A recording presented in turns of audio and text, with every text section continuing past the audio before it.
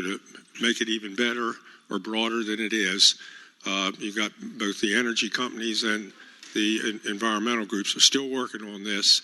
And what we want to do is get this into conference and have it, finalized hopefully in there. With that, I would move the passage, and now you can, read the. We've adopted the substitute. We didn't adopt it. We have not yet. All right, I would move we adopt the substitute that conforms it to Senate Bill 851. Question is, shall the committee substitute be adopted? All in favor of the motion will say aye. Those opposed, no.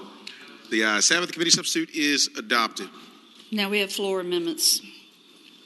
Senior Senator from Virginia Beach, Senator D. Steph. Mr. President, I waive the reading of the floor amendments. Question is, shall the reading of the floor amendments be waived? All in favor of the motion will say aye. Those opposed, no.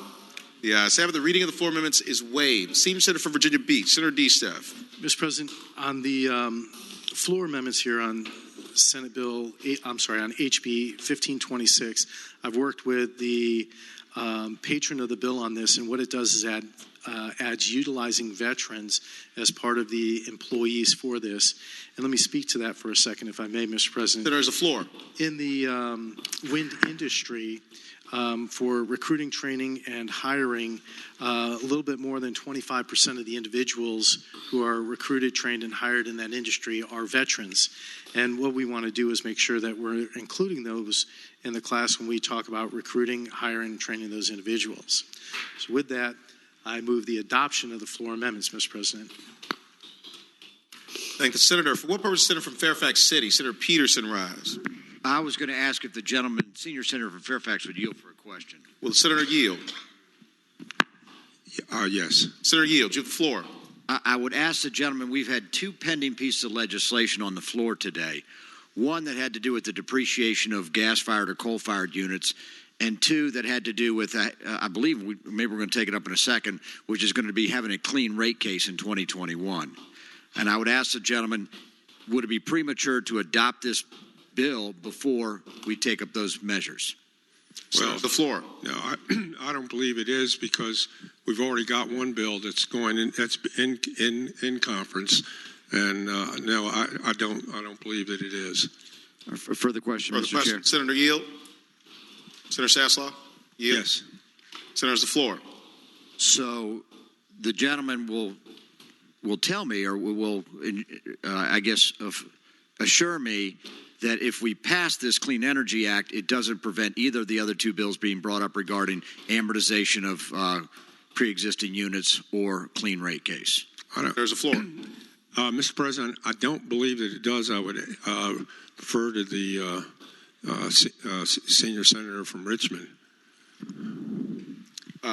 Senior Senator from Richmond, Senator McClellan. Thank you, Mr. President. I have been in discussions with the administration to verify that the bills are not in conflict. The fact that all three, this probably won't give you much comfort, but the fact that all three passed the other body, they made sure they were not in conflict when they passed.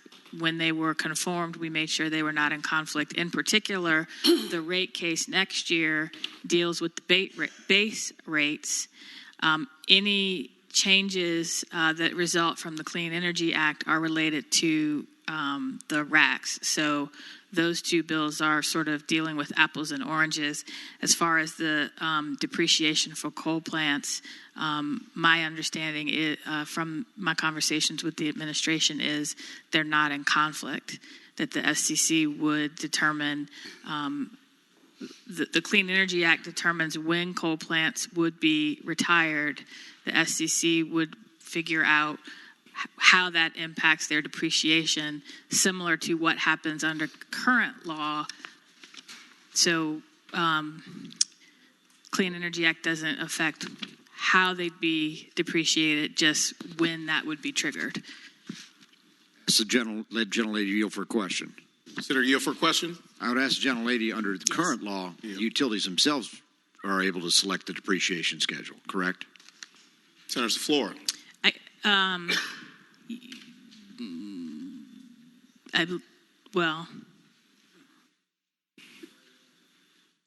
They decide when the coal plant would be retired, and All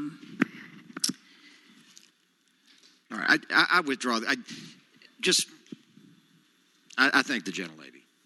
Thank you. Okay. All right. Okay. Sure. Without objection, the Senate will stand at ease.